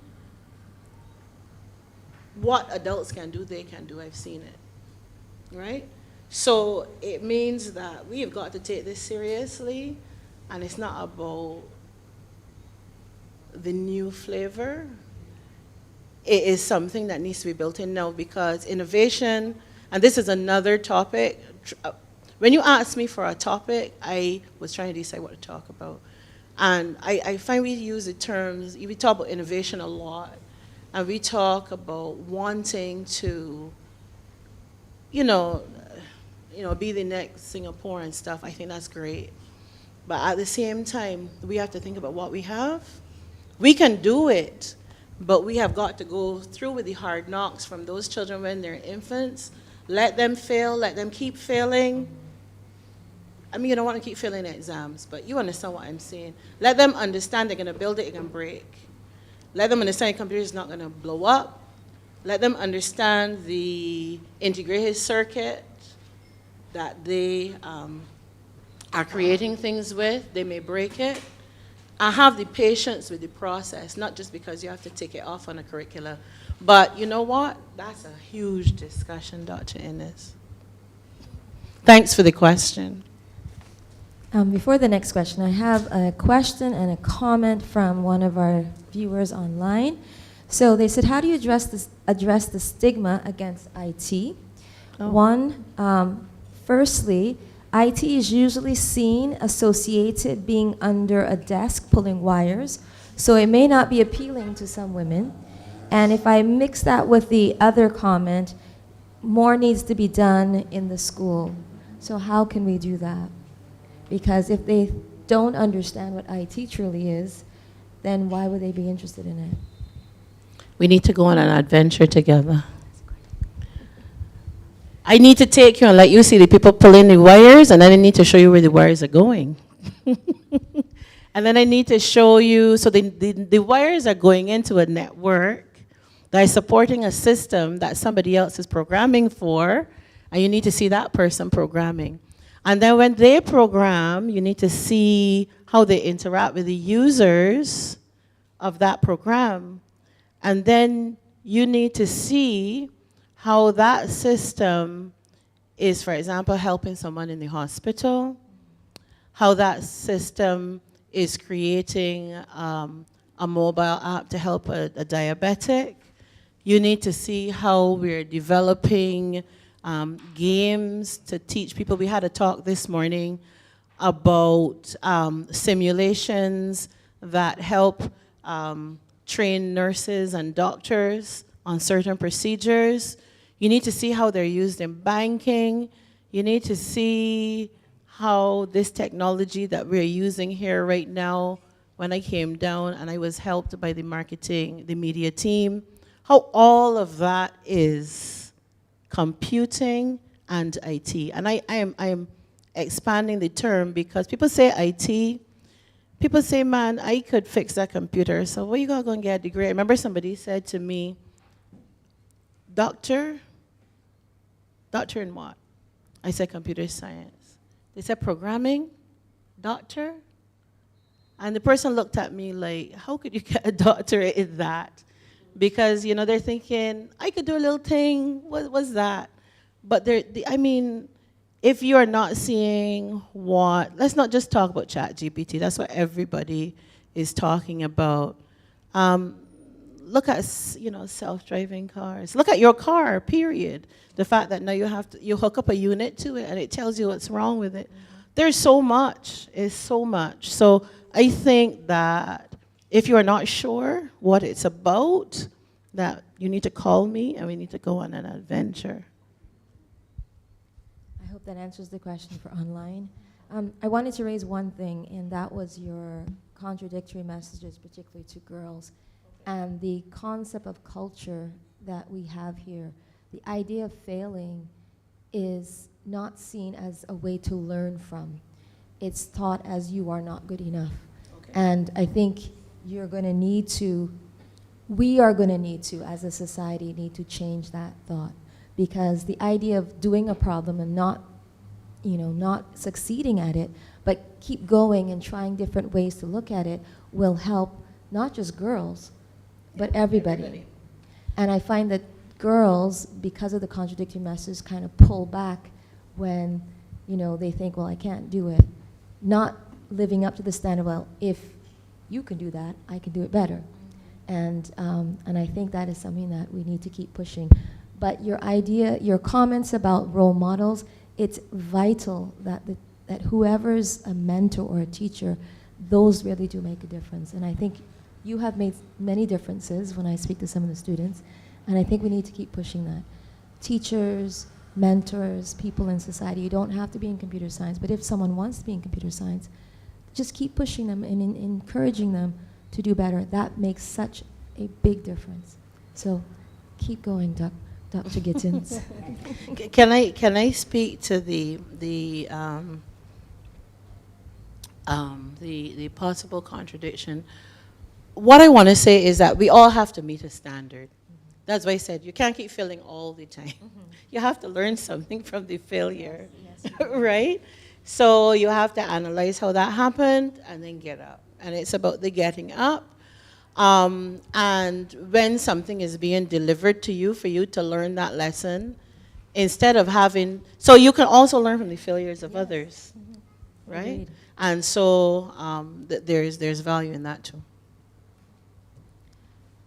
All right. Are there any other questions? Why, thank you. I wanted to make a comment this afternoon. Are you sure, Professor Williams? Since you forced me to. So a very short comment, because I just wanted to hone in on the importance of a role model. So just to give you a story, and I'm not making this about me. I'm a chemist, by the way, but I like to think that I dabble in IT somewhere, because some of my research has to do with moving towards the quantum computer and the molecular computer. So it was not too long ago we had another event up here, and there was one of our students who was volunteering, so she was over by the caterers, etc. And when I was finished and we went over to that side, she asked, "So you are a professor in chemistry?" And I said, "Yes." And she said, "Well, I didn't think that any females could become professors in chemistry at KFL campus. But now I know, and I can do this." So that made me feel so great. Not because of my accomplishment. No, that was not it. But this is the reason why we do what we do. Yes. And I think role models are extremely, extremely important. Yeah. And my second comment, I said I had one, but my second comment was, I think that institutions, whether it be private sector, government, educational institutions, have to look at how, or maybe contemplate that everybody's circumstance is not the same. So when you have what we would call the perks, the amenities that come along with your job, everybody may not be able to utilize it in the same manner. So writing down on paper that this is X, this is your perk X, but it can only be used this way and that way, I think disadvantages women to a certain extent. So I can tell you that being in chemistry and being doing laboratory-based research, that if I don't have the resources, then of course I have to look further afield. But how many of us as women can pick up ourselves for 2 months and say, okay, I am going abroad for 2 months to do research? Not a lot. But the males, seem to be able to do this very, very easily. Yes, so I think that there is a disadvantage there, and I think that we have to relook at how we can introduce more flexibility. And I have not even spoken about women with families and children. How do you pick up yourself and just go for an elongated period of time? But I think that's something that it's kind of touchy and will require a different approach, but I think it's also important. Thank you. Thank you very much, Professor Williams. And we have to really take those words seriously. And this is exactly why I shared my story. Because, you know, when you look at a lot of the things that people in general have to do, advice is given as to how you should live your life, but sometimes we take things for granted, right? But at the same time, what I want to say is where we are now is not always where we have been. And that's why I think the role models and the mentors, so I say mentors as well, are very important, because when you engage, then you can say, this is how I did it, right? I remember purchasing a book when I was on campus with a colleague, I say a colleague, and it sounds so fancy. A fellow student and I purchased a book together because books are expensive. And he would have it half the time, and I would have it half the time, right? When I was an undergrad. That was not every book, but that particular book was real expensive, right? Some of them you can get from the library. So what I'm trying to say is, we stand as role models, Professor Williams and Dr. Scantlebury Manning and other women who are sitting here as well, Dr. Aline, Dr. Innes, because it's not just in computer science. And they're all of those persons who want to get to where we are. But we also need to look back and say, this is how I did it.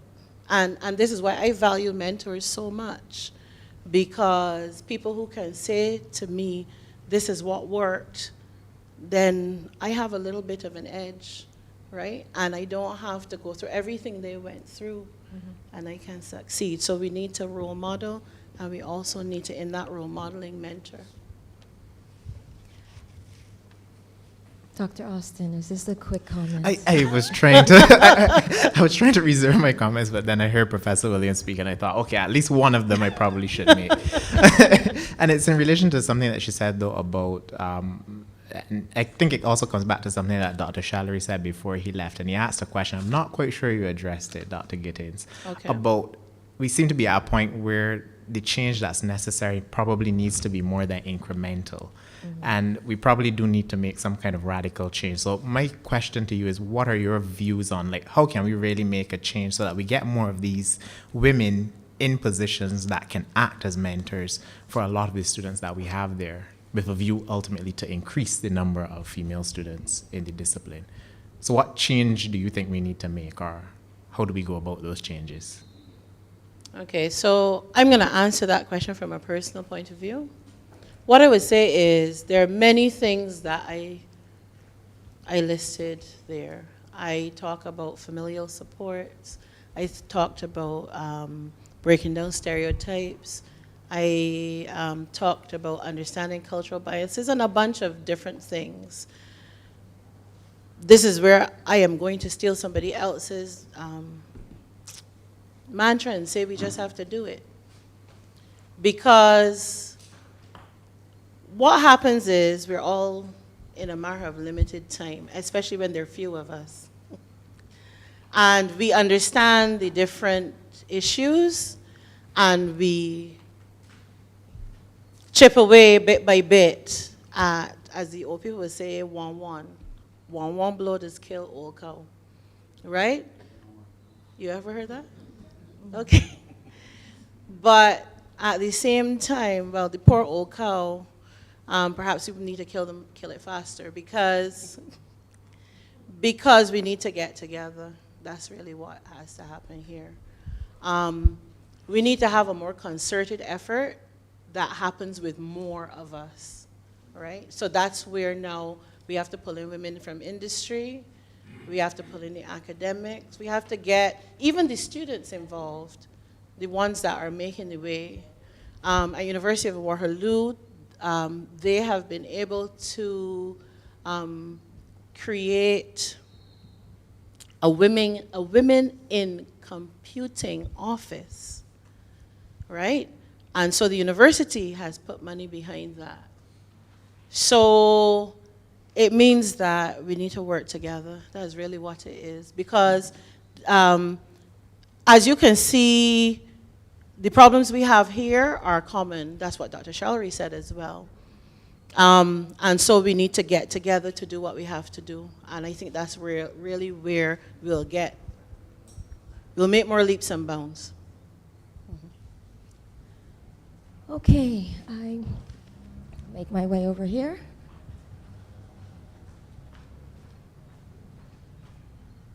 So I'd like to call on Dr. Shane Austin for closing remarks.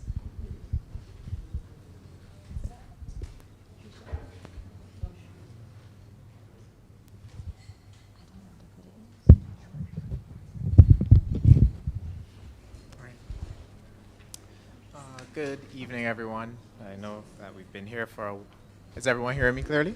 Okay, perfect. I know we've been here for a while, and it was a very invigorating, very exciting discussion. Thank you very much, Mechelle, for that. But I want to say some formal thank yous to everyone who made this event possible today. So I'd firstly like to start with our sponsors, and those would be the Nation Publishing, Caribbean Cuisine, and the UWI Cooperative Credit Union, who made this 60th anniversary event possible, as well as a number of other 60th anniversary events. So thank you to the sponsors. Secondly, I'd like to say thank you to our lecturer, Dr. Mechelle Gittens, for giving us a really insightful talk, encouraging us to think about some things as it relates to technology, and particularly the involvement of women in this field. So thank you. I'd also like to thank our chair and Deputy Dean of the Faculty of Science and Technology, Dr. Thea Scanton. There are several UWI departments that brought us the services that we have here today for the persons who are joining us virtually, as well as those of you that are here physically. So those include our Marcoms department, our Educational Media Services, the UWI Security Team, the UWI In Place Department, the Sidney Martin Library, and lastly, the UWI Ushers, who all ushered you to your positions for those of you seated here today, which are Ms. Kathy Ann Long and Samantha Ali. So I'd like you to thank all of them. The 60th anniversary events were organized by our organizing committee. Special thanks should go to several persons are involved in that, obviously, but there's some few key people that we probably should be especially thanking, and those are Dr. Tara Innes, Ms. Patricia Atherley, Anne-Marie White, Toika Ford, and Shelley Brathwaite.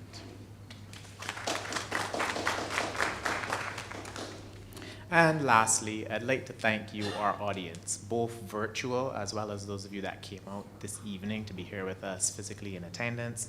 Thank you very much for coming. At this point, I'm going to ask you to all travel home safely, and perhaps before you leave, join us in some light refreshments.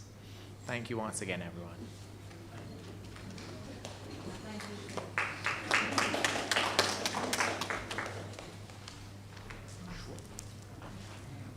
Before you all go, I have to make a small announcement. Just reminding you of the next lecture on Wednesday, the 29th. Here, 3Ws at 7 p.m., we will have Nicole Foster from the Faculty of Law. The lecture will be entitled, The Cave Hill Law Faculty, A Legacy of Excellence, Charting New Paths for the Future. So just giving you information on that. Thank you, everyone. Safe travels.